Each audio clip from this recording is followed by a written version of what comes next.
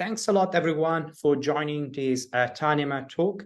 I'm super happy today to moderate this talk, which is about on-device learning on STM32 microcontrollers. My name is Gianmarco Iodice, and I'm the tech lead for the ARM Compute Library at ARM in Cambridge. And today I have the pleasure to introduce Beatrice Rossi and Michele Craighero, who is going to talk about this fascinating work about enabling on-device learning on STM32 microcontrollers. So before we start, I'd like definitely to thank all the tinyML strategic partners, which are making this event and also other events in person and virtual possible.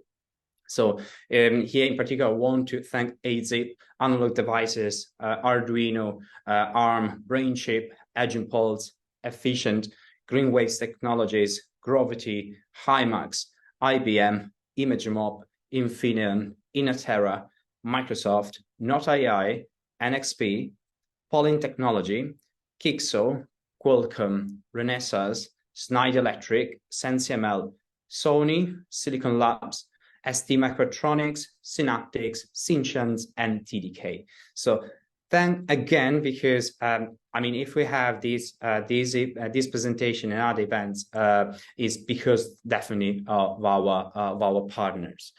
So and before we start, I'd like to also talk about a few other things. And one is for sure about the our tinyML community. The tinyML community is growing because of the incredible interest in making ML possible at the very edge. And here there are just some numbers about what we have right now on the meetup groups, where we have over 16K members in almost 50 groups worldwide.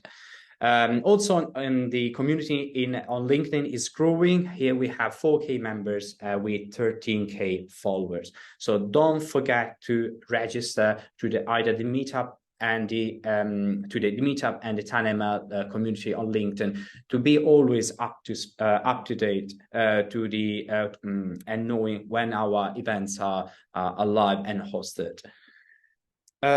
The other thing definitely worth to mention is about the YouTube channel, because we have our YouTube channel where we can learn from our expertise, because all the presentations, including this one, which will be available tomorrow, are recorded and hosted on the YouTube tinyML channel. Here we have over 10K subscribers with over 600 videos. So definitely this is the right place to discover what tinyML is, but also to learn the latest technologies which are beyond these fascinating machine learning at the very edge. So in terms of upcoming events, in the tinyML Asia is approaching very fast, because the 16th of November, where we're going to have the tinyML Asia in South Korea, in Seoul. This is an in-person event. I very recommend to look at the sessions that are going to be hosted in this event, and to attend in person if you can, because I'm pretty sure this is going to be quite a great event, also because this is in person. So just a few more things before we start. So the first is about the 2023 Edge AI Technology Report with Volva. Here there is also the link where you can download the report. This is absolutely the guide that probably you need to download to be aware of the state of the art in terms of hardware and software to enable Edge AI. And so here, as I said, there is the link. You can simply download it, and I really recommend it. We have Beatrice Rossi. Beatrice graduated in mathematics and applications at Università degli Studi di Milano Bicocca in 2008. Since then, she has been working at STMicroelectronics in system research and applications. Her research interests include Edge AI, tiny machine and deep learning, and distributed ledger technology for the IoT. Michele Craighero graduated in computer science and engineering at Politecnico di Milano in 2022, and he is currently in the first year of his PhD. His research project is titled Learning and Adaptation in Distributed Environments, and it is a collaboration between the Politecnico di Milano and STMicroelectronics. His research interests include machine learning techniques for time series classification, change detection, and unsupervised domain adaptation. Definitely is now your turn. Beatrice and Michele, I'm super excited to learn more about on-device learning on STMicroelectronics microcontrollers. Yeah. Thank you, Gianmarco. And hi, everybody. Just to say hello from the both of us, but I will cover the first part of the presentation and Michele will cover the second part. Okay.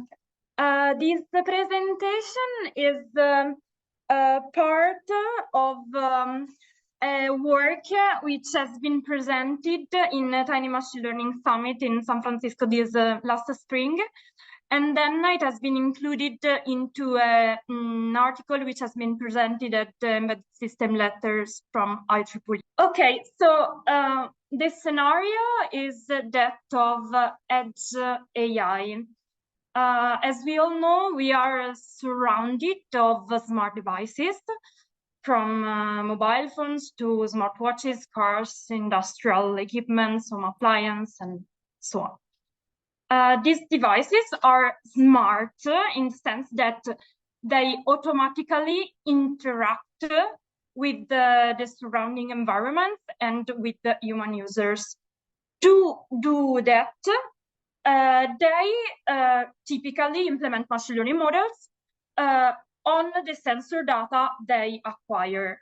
The output of these models is used to understand some kind of behavior behind this data, or to make prediction and decisions. Typically, these smart devices are based on microcontrollers and equipped with the sensors of many different types. But in general, what we can think is they have very limited resources in terms of memory and computational power. So that is what is called edge AI. That is essentially the combination of edge computing and artificial intelligence. Through edge AI, we can power several applications, from industrial maintenance, where edge AI can be used to, for example, detect anomalies in sensor data and predict when certain machine will fail or will have a problem, to all the application of the IoT involving smart cities, smart buildings, connecting homes and connected things, to healthcare and well-being systems where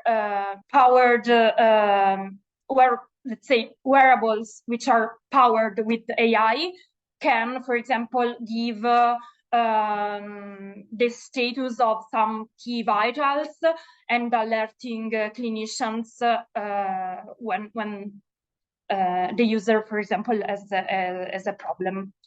To automotive, where edge AI can be used to recognize the surroundings of the car and makes decision of whether accelerate, brake, and so on. Of course, the list of applications is continuously growing. Among all these applications, in this specific work, we consider as a case study that of human activity recognition. Addressing this task is useful not only in well-being systems, but in all the situations where one would like to enable, for example, services which depend on the specific activity which is performed by the user. The goal of human activity recognition indeed is to classify the specific movement or the activity a user is doing, starting from data which are essentially time series corresponding to the recordings of inertial measurement units, so typically accelerometers and or gyroscopes. Okay, until now, the paradigm which has been used in Edge AI has been essentially that of that based on cloud training. What does it mean? It means that machine learning models which are implemented on the smart devices are fully trained on the cloud. This slide illustrates the journey the data must cover within this paradigm. Data are collected at the edge and transferred to the cloud.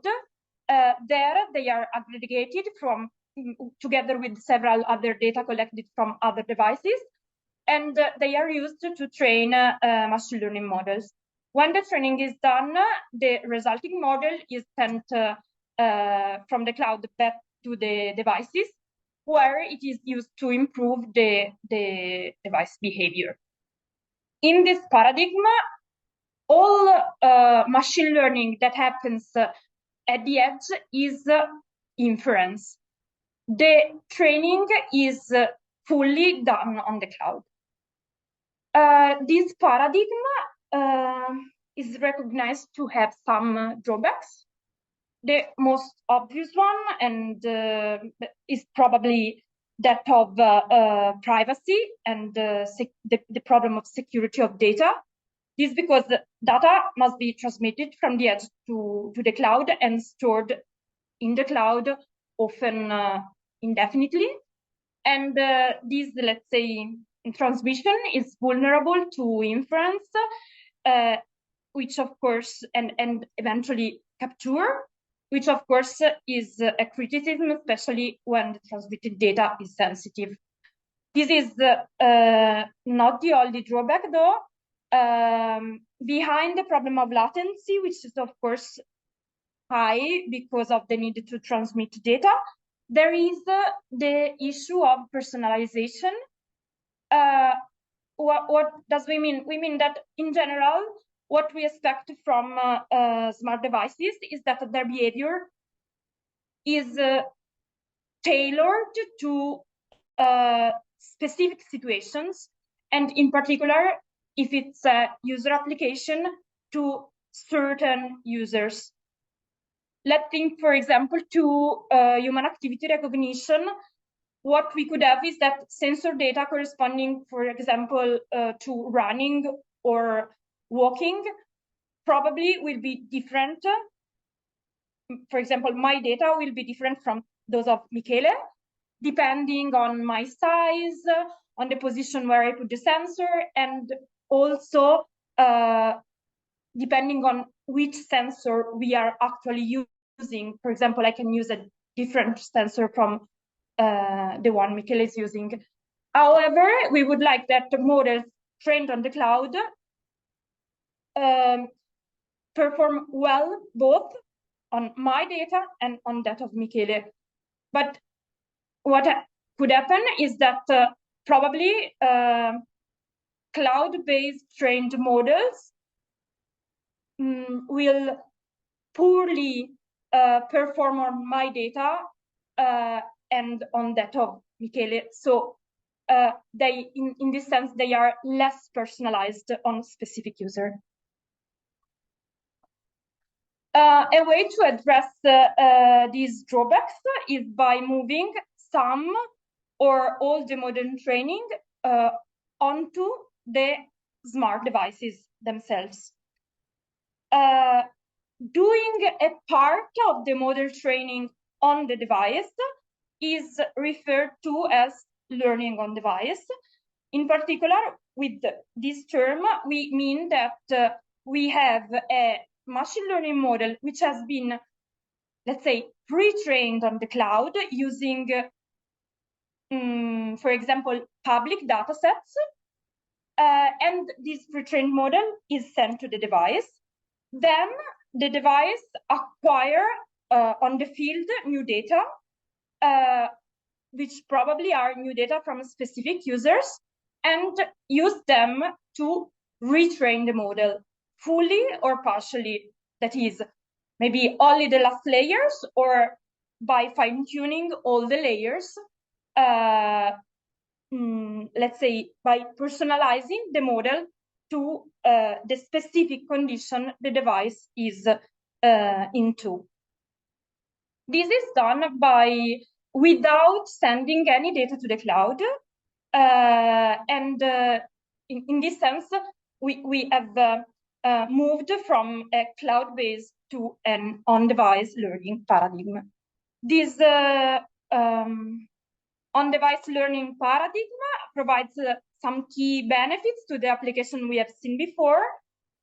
For sure, an enhanced privacy and security, since the data stay at the device. Of course, the overall latency of the system is decreased. Also, on-device learning allows to better personalize AI models to individual users.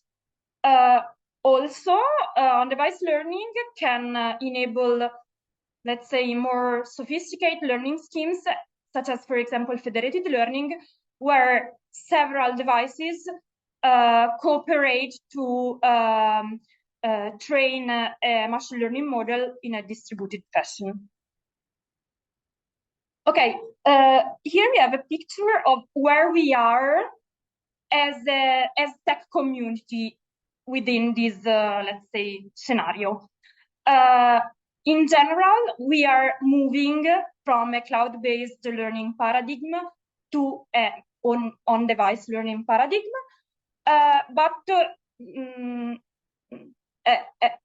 Let's say a gap has to be filled because as today we have that the vast majority of solutions which are available to the market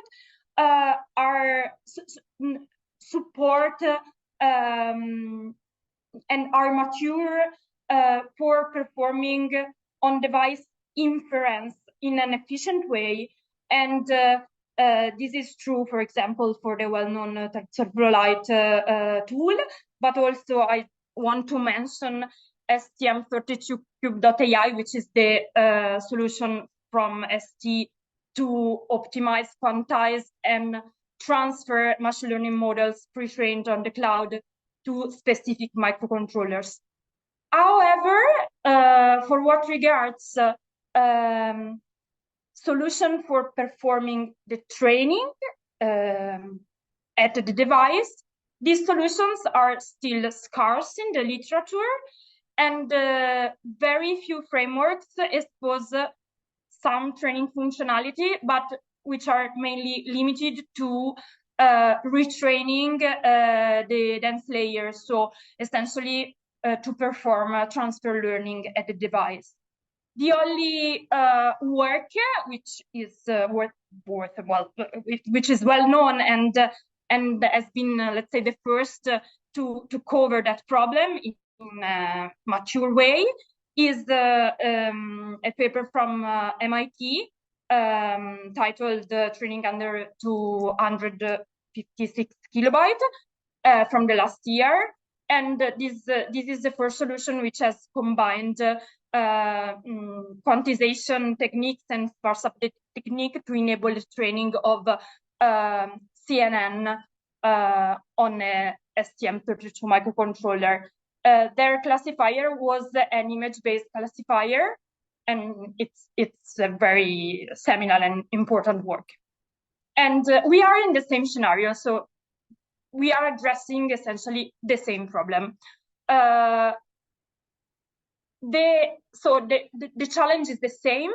The challenge, we have addressed it in a, let's say, more company-based way. That is, we were interested in understanding if it was possible to enable our microcontrollers that is based on STM32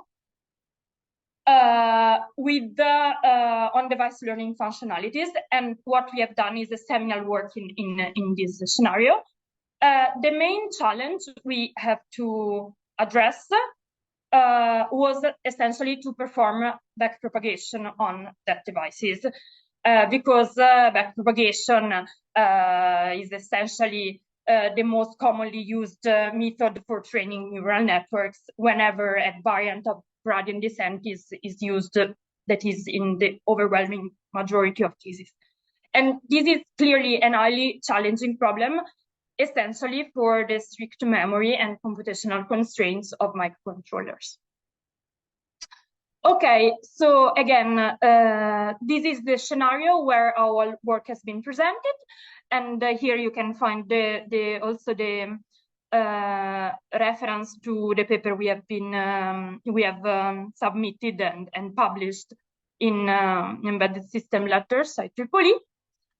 And here we overview the main contributions we have proposed. We have essentially proposed a software framework to train 1D CNNs on STM32 microcontrollers. 1D CNNs because the running example we have considered and addressed and solved in our experiments was that of human activity recognition, and in particular of personalization for human activity recognition. In particular, in this software framework, we have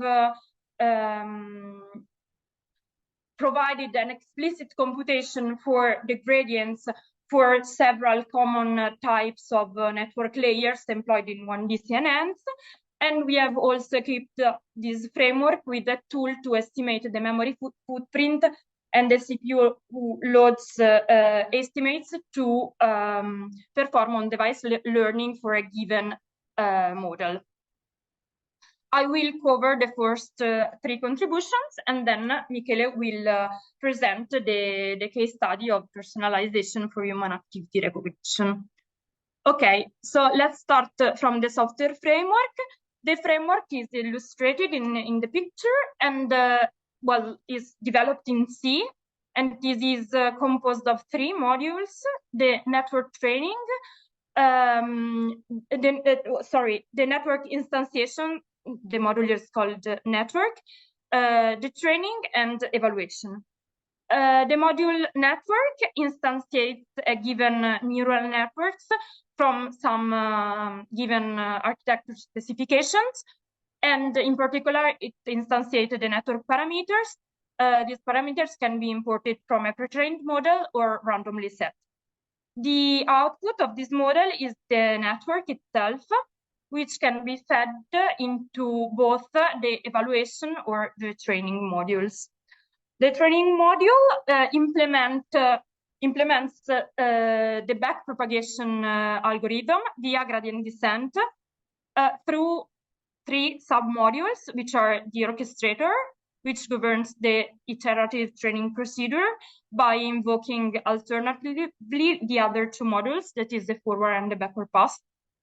The orchestrators also allows to specify some training hyperparameters, such as, for example, the number of epochs, the learning rate, and the batch size. The forward module performs the forward pass of the backpropagations by implementing some forward expression that we will see later. And the backward module performs the backward pass of the backpropagation, implementing the corresponding backward expressions that, again, we will see later. The evaluation module performs inference and compute the value of the loss function corresponding to the current model parameters.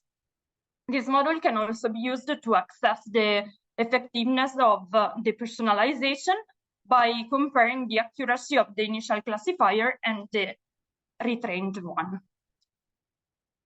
Okay, we now see how we have implemented the backpropagation in the training module, in particular, how a gradient computation is performed. So the reference is the backpropagation algorithm. We recall that in general, if we have a neural network and a given loss function we want to minimize, the goal of backpropagation is to compute the gradient of the loss function with respect to the model parameters, that is weights and biases of each layer, and use these gradients to update the parameters in a gradient descent-like fashion. Backpropagation involves two steps, the forward and the backward passes. The forward pass here is represented from left to right, and the goal of this pass is to compute the loss function for a given input X. This computation is performed layer by layer by computing for each layer the output activations as a function of the input, and these output activations are given in input to the subsequent layer. The function layer associated to each layer depends on the given layer, and we will see some examples later on.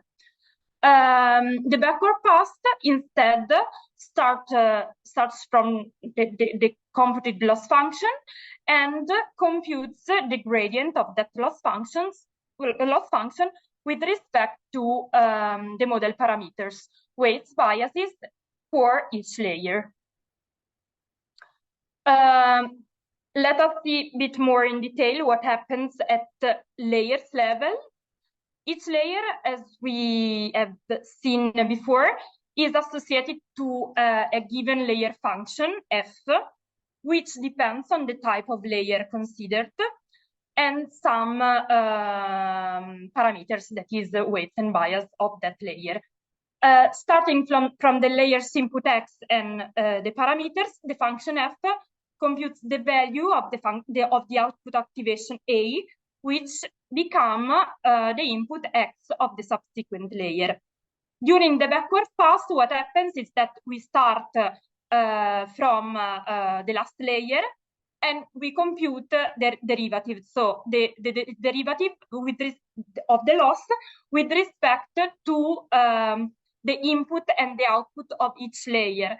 In particular, we start from the upstream error, that is the derivative of the loss with respect to the output activation of that layer, and we go backward by computing the downstream error and the gradients, that is the derivative of the loss with respect to, respectively, the weights and the bias. All this computation is done through the multivariate chain rule, which is reported in the slide.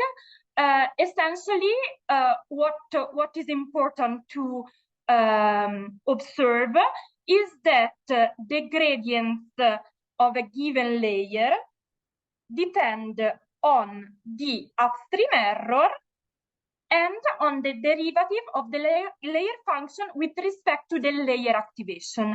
This means that if we want to compute the gradients corresponding to a given layer, we need to have in memory all the activations of that layer and those of the subsequent layer, because the gradient also depends on the upstream error. According to this general scheme, we have computed all the explicit expressions for the forward and backward pass of the most popular layers of 1D CNN, in particular comp1D, dense layer, average full layer, global average full layer, and flatten. And we have computed both the forward pass and the backward pass expression, and all the gradients. These, of course, are the same expressions which are contained in all the automatic tools for differentiation, and but often they are not exposed to the final users. So, of course, in order to implement in our tool, we have to rederive them. I do not go into details, but for example, here you can see how we have computed the explicit expression for a particular layer, in particular the comp1D. all the details can be found in the article if you are interested in them. Okay, as I said, our software framework is equipped with a tool to estimate the memory footprint and the CPU loads needed to train a given neural network. And we think that this tool could be valuable during the prototyping phase of embedded machine learning applications in order to properly size layers and architectures depending on the target board where you want to fit the application. Let us start with the memory footprint.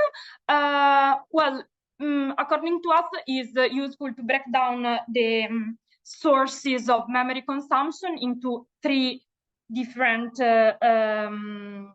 sources that are model memory, that is the memory required to store all the memory parameters, the activations memory, which is the memory required to store as we have seen, but we will see better in few minutes, the activations of the layer we want to retrain on device, and the optimizer memory. The optimizer is the algorithm that, given the gradients, update the model. And in our framework, we have considered stochastic gradient descent as the optimizer. Stochastic gradient descent requires storing only the first order momentum of each parameter, that is only the gradient, and does occupy the same memory as the model. Another commonly employed optimizer is Adam, for example, which uses the first and second order momenta of each parameters. And in this case, we have to take into account that we need to store 2 times the size of the model for the first and second order momenta. From now on, we will focus only on the first 2 factors of memory footprint, that is model memory and activation memory, because they only depend on the chosen model architecture. Okay, so again, model memory, as said, is the memory used to store network parameters. It depends on the network's architecture and so the type of layer considered, and remains constant regardless of the input or batch size considered. We have computed it simply by multiplying the number of parameters we want to our network has times the bit precision. In this framework, since it was only, let's say, a feasibility study, and the first work we did in ST in this sense, we did not consider any quantization technique, so we didn't consider any. We consider full precision for the weight, and we also do not consider any optimization technique at least in this first work. As for instead the activations memory, I recall the activation I made before, that is that from the multivariate chain rule, we have that the gradients of a certain layer depend on the upstream error and on the derivative of the layer function with respect to the layer activation. This means, again, that to compute the gradients corresponding to a given layer, we have to store the activation of that layer and all the activation of the subsequent layers. This means, in general, that if we want to retrain all the layers of a network, we have to store all the activation, the intermediate activations. This is different to what happens, for example, during inference, because during inference, what happens is that the activations of a layer become the input of the subsequent layer, and so on till the output. And this means that the activation of the previous layer, once they are given in input to the subsequent layer, can be discarded. In general, they are stored temporarily in an overwritable buffer. And let us also see what happens instead in transfer learning, which is a possible variant of on-device learning. Transfer learning is when we want to, typically we want to adapt a pre-trained model to a slightly different task. And so we want to retrain, for example, only the last layer of the network, for example, the classifier, while freezing the previous layer, performing the fissure extraction. In this case, of course, only the last layer must be trained, retrained, in our case, on the device. And so in this case, only the activations corresponding to the layer we want to retrain must be stored, while the activations corresponding to layer which have been frozen can be discarded. So in general, the rule is that activations memory corresponds to the memory needed to store the activations corresponding to the layers we want to retrain on device. Again, it depends on the network architecture, on the input, and in this case, also on the input and batch size used. Again, we have computed it by multiplying the number of activations times the bit precision. And again, we do not consider any quantization technique for activations, and this is left for future work. I think I'm done for my part, and I let Michele continue. Hello, everyone. And now I'm going to discuss about the case study we selected to assess the benefits of our work. That is the one of human activity recognition. In fact, human activity recognition, as Beatrice already said, is a multi-class classification task in which we aim to identify the activity and all the action performed by a specific user basing on the data collected directly by sensor. The sensor used for this use case are normally triaxial accelerometer, in which we have they are collected from inertial measurements units. And typical activities that we try to recognize are like the one represented here, so like standing, sitting, walking, or running. And the trend of the last decade is to use a deep learning model that directly receiving input raw data from the sensor and try at this point to recognize the activity performed. This is valuable for many applications. In fact, it can be used in healthcare, but also like in daily life tracking, or also during sports. In a typical human activity recognition scenario, we have a global model that is trained on public data, normally a large amount of data. But this data, as Beatrice already said, are not like specific for a certain user. And the normal trend is to use this global model trained on public data and try to classify an activity on a specific user. This theoretically can work very well if we assume that we have the same distribution on the data used to train the global model and on the data collected on a specific user. However, this is not the real scenario. In fact, we normally have a different distribution, and this is due to the fact of the heterogeneity of subjects that can depend on the sensor used, on the position on the sensors, and also on the specific physical characteristic of the users. For this reason, it's important to try to personalize the global model using the data collected directly with wearable devices on a user.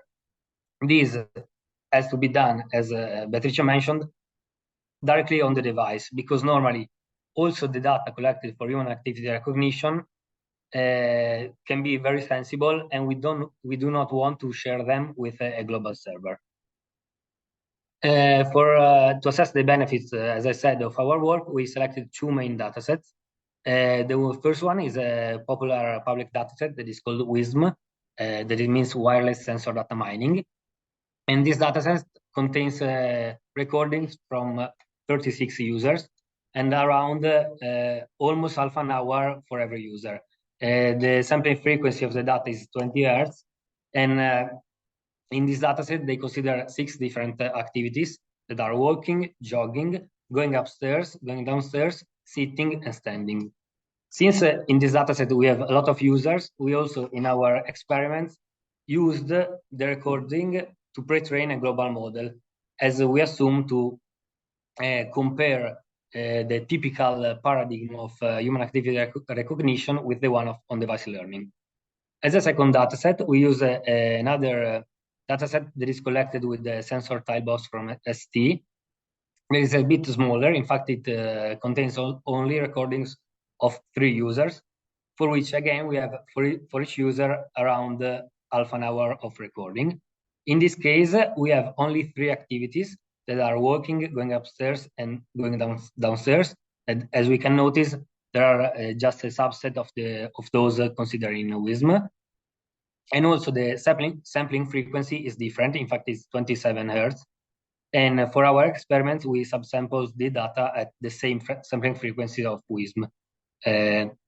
These also represent a challenge in our work. In fact, it's not only a different dataset and not only different users, but also it's more challenging because we have a domain shift both on the sensor used to collect the data and also on the frequency on which we collect the data.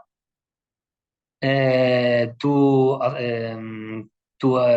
consider our work, we selected an architecture that is a 1D CNN. In fact, we are dealing with a time series, so we are on one-dimensional input, for which we consider a variable dimension for the input. In fact, we go from 1 second, that corresponds to 20 samples on 3 channels, to 5 seconds, which correspond to 100 samples, again on 3 channels.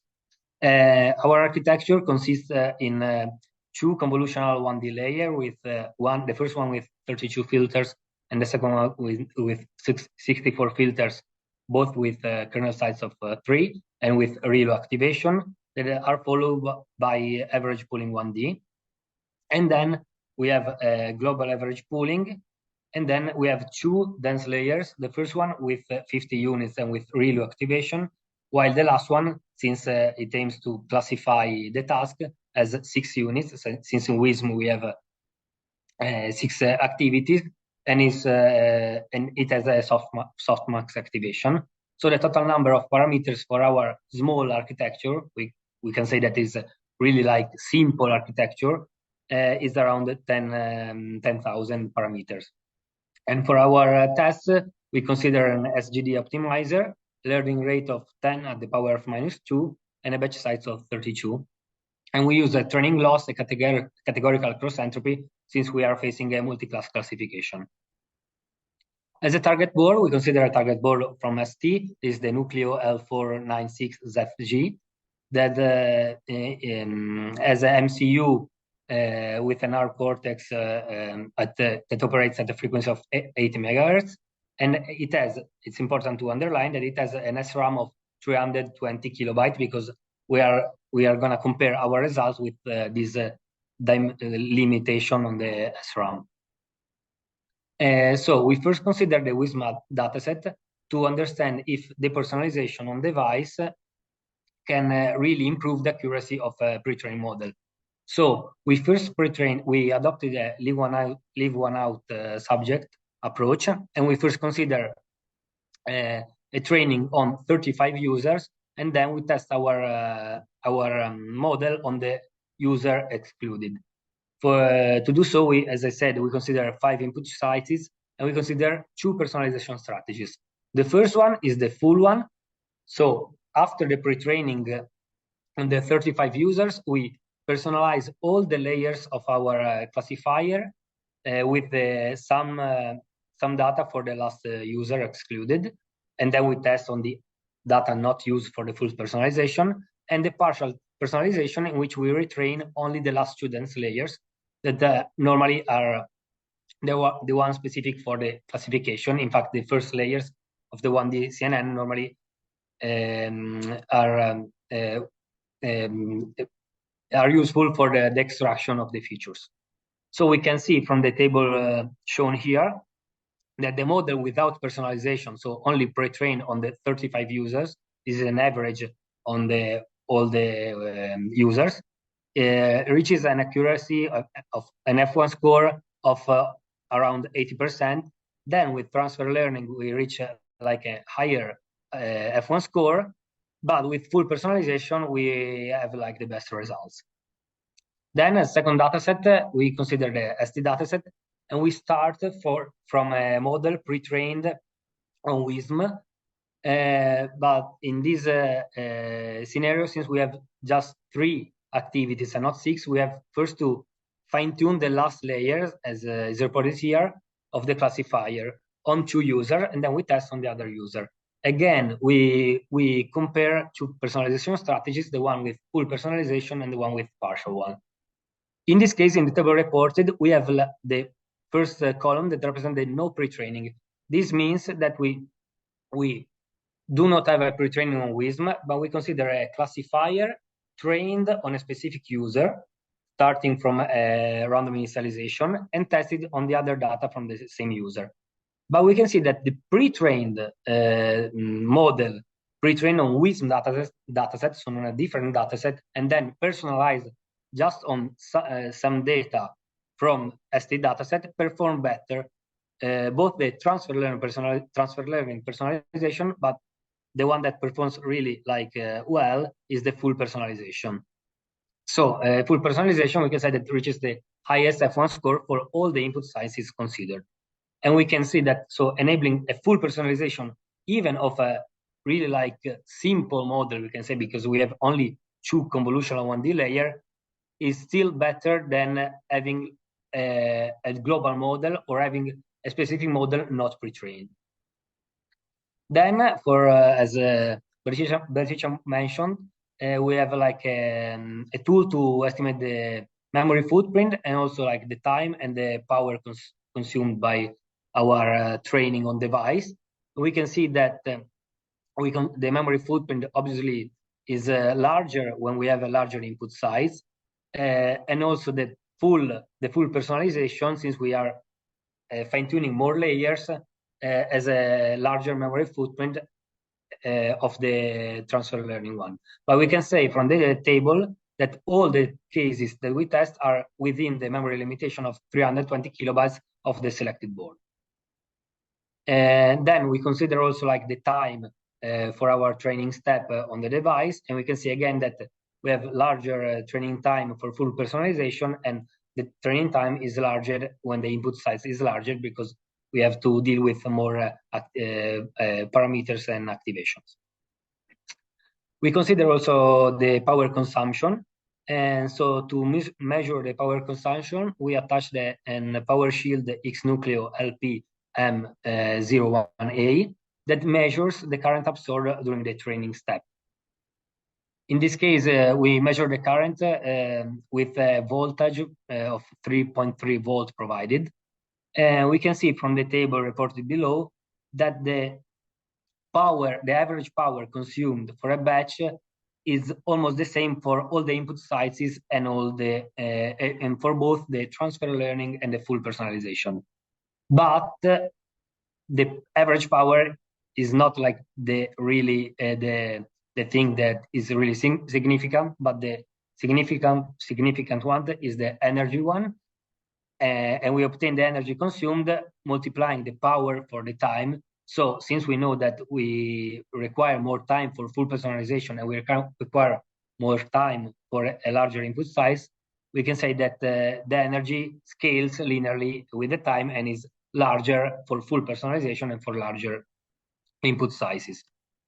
Then to finish our presentation, we can conclude saying that our experiments on this human activity recognition scenario using a 1D CNN show that on-device learning, and in particular full personalization, really improve the results that we can obtain, the accuracy that we can obtain just using a pre-trained model or using a specific model not pre-trained.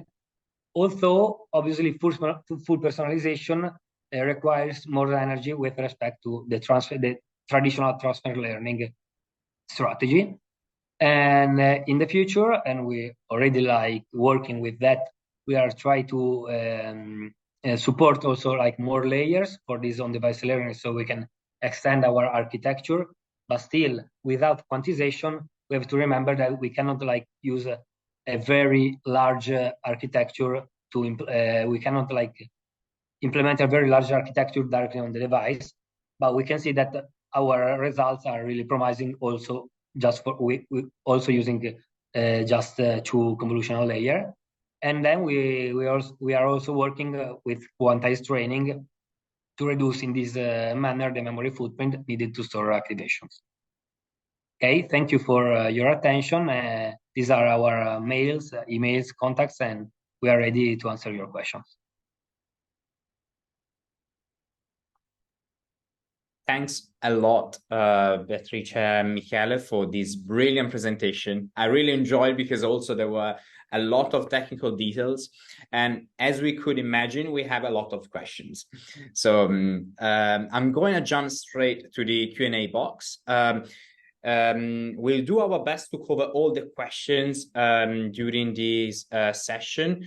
If you're not able to cover all of them, we will ask anyway the speakers to follow up with you offline.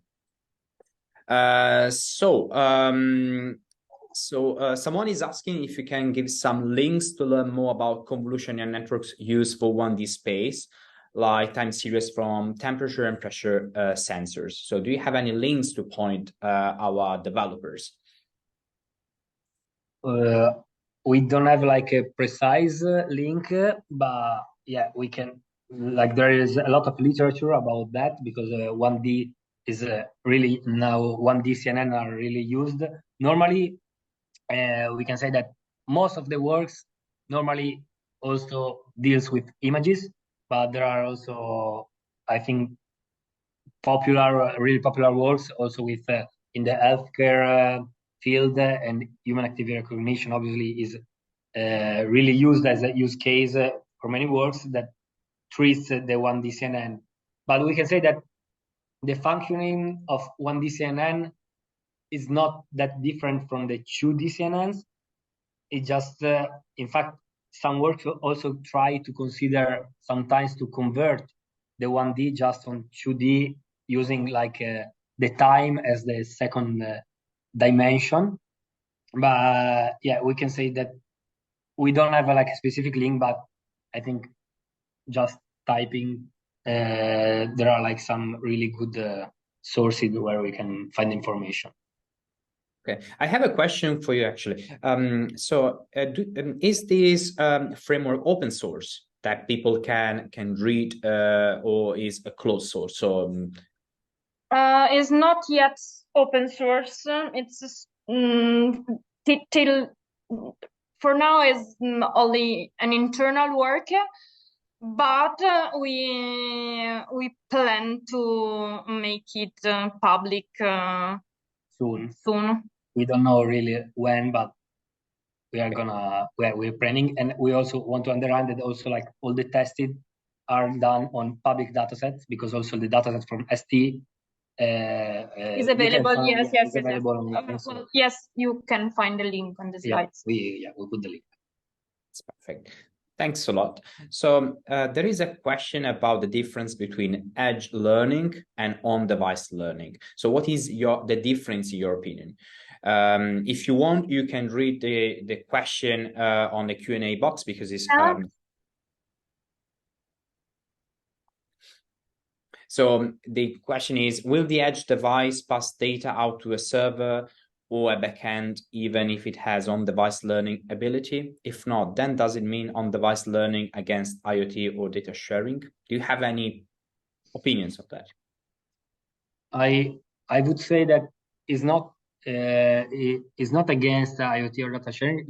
Like we can say that is against data sharing because we are focusing on application where data are normally sensible. So for data privacy, we do not want to share them, but still it's not against IoT, because also like training personalized model, adapting that with federated learning, there are like many ways to use the information collected from a specific client to improve a general model without sharing explicitly the data, but sharing the model, maybe the gradients. It depends. There are also like some techniques of reverse engineering to find information using the gradients, but there are also like some techniques to improve a general model without sharing explicitly the data from a specific client.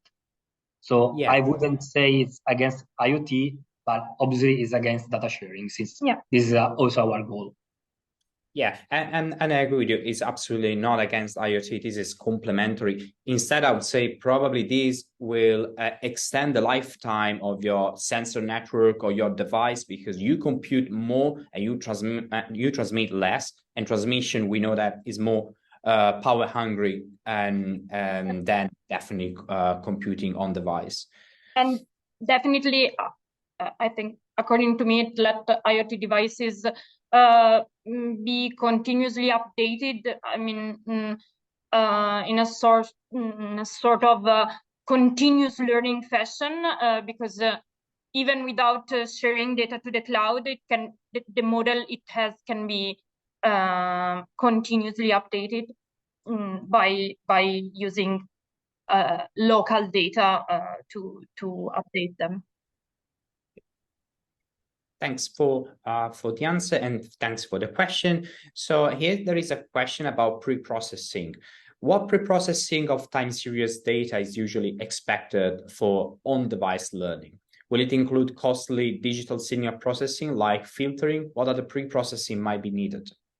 I think it definitely depends on application, and in our case, we didn't do any pre-processing at all.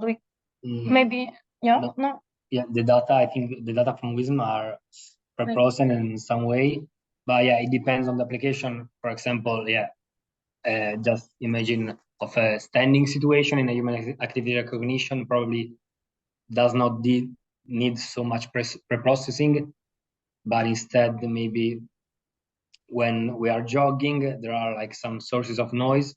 But yeah, it's right that some like pre-processing algorithms are quite like costly, but also we can say that if we train in a good way our CNN, this also should be able in some cases to sort of understand the morphology, even if there are some sources of noise.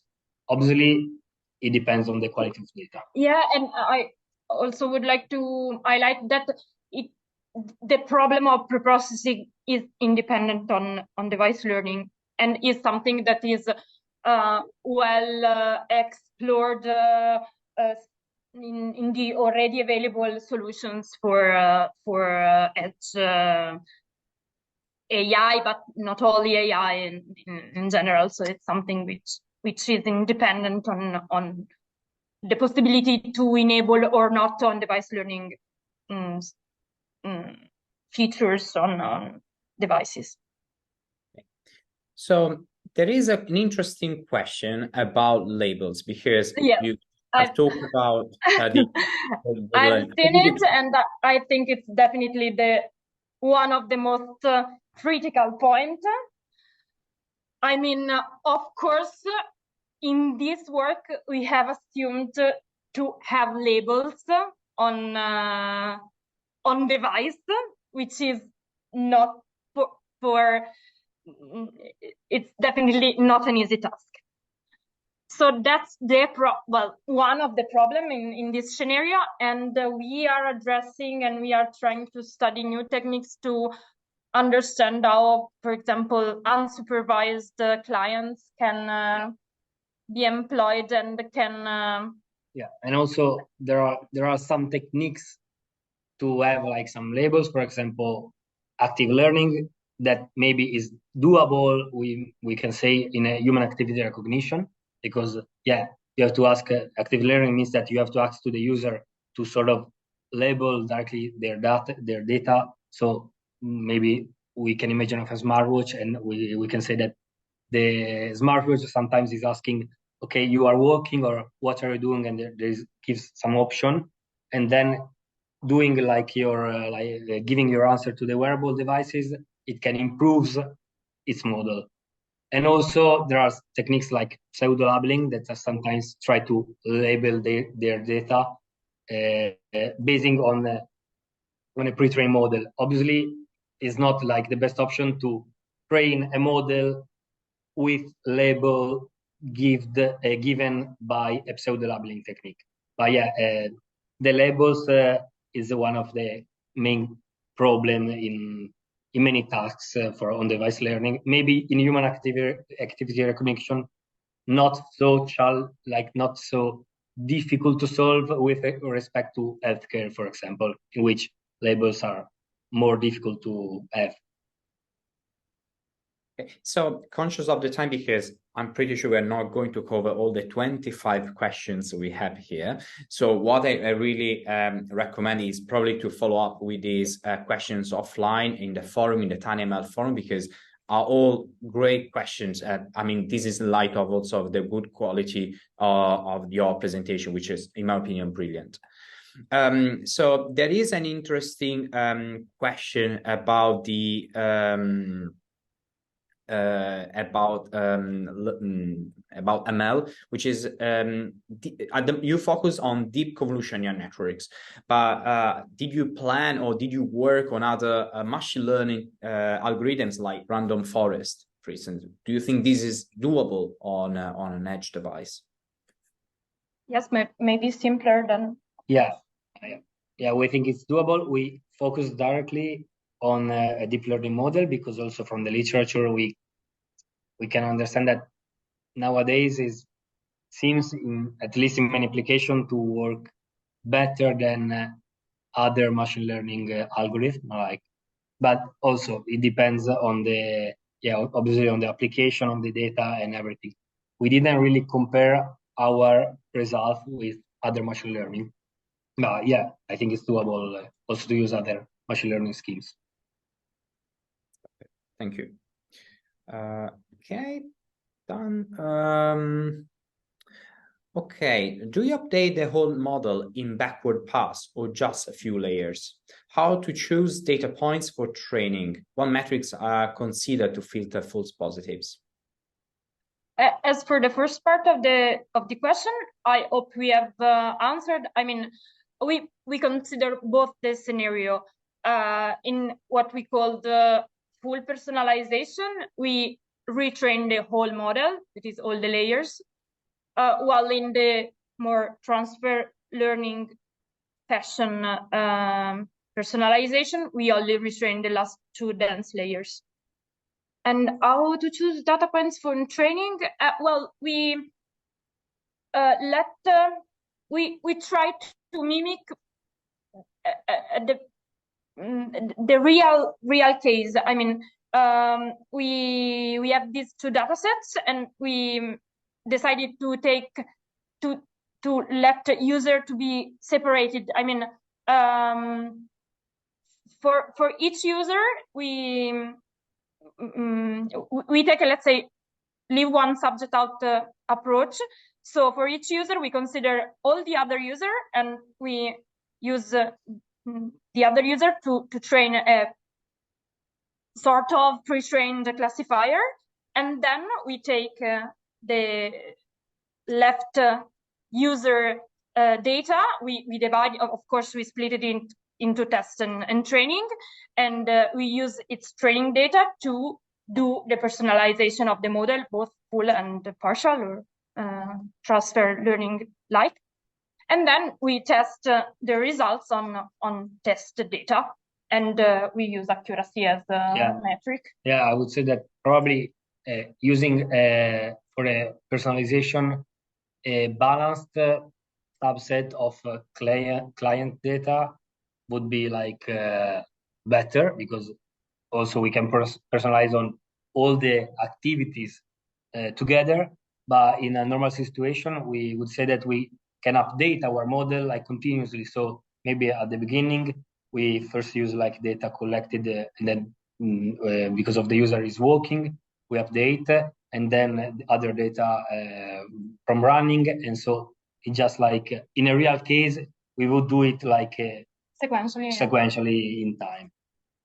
Okay. Thanks for the answer. Thanks for the question.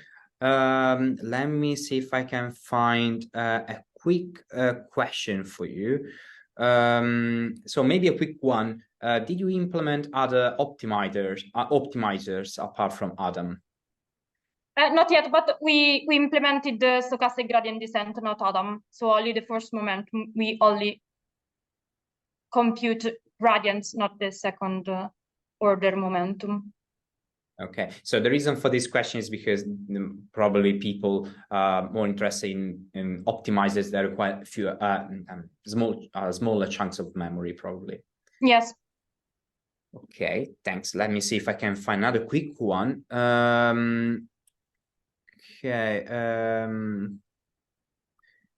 So did you find any problems with backpropagation on dense layer with ReLU activation? Limitations for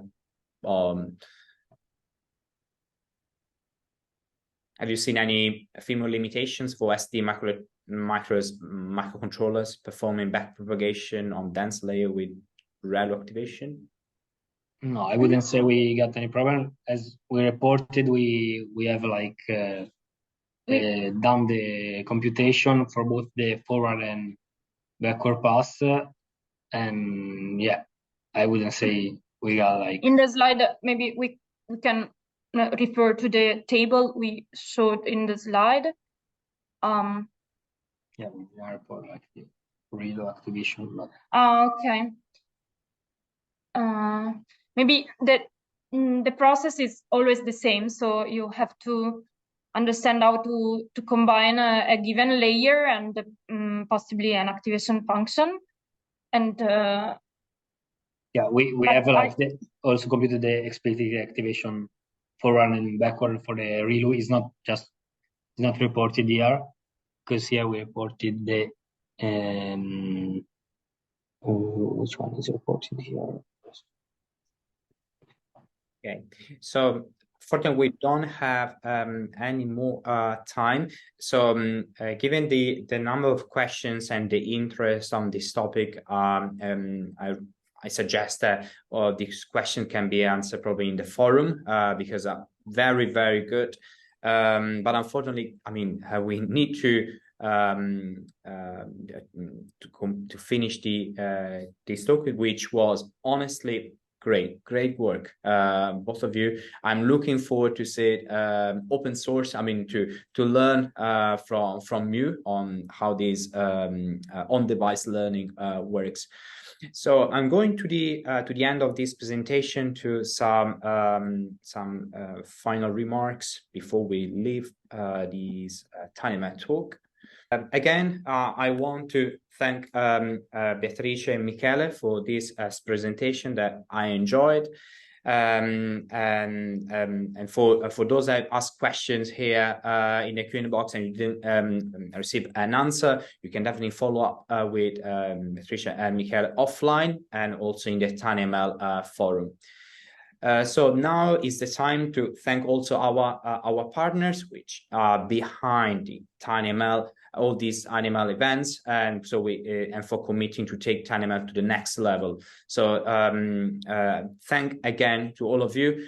So now I'm gonna present I'm gonna thank the executive strategic partners, in particular Qualcomm AI Research, Synchant, the Platinum strategic partners, Sony, the Gold strategic partners, Analog Devices, ARM, Edge Impulse, Infineon, Inatera,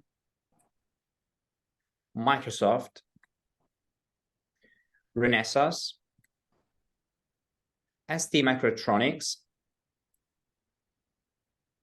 Synaptics,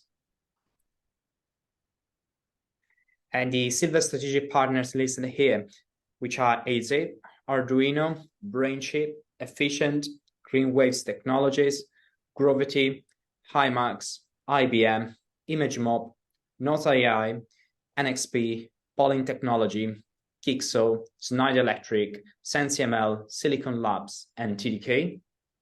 And with this slide, I'm gonna close this brilliant presentation. So thanks again, Beatrice and Michele, for the effort that you put in preparing and all the technical details that you share with the tinyML community.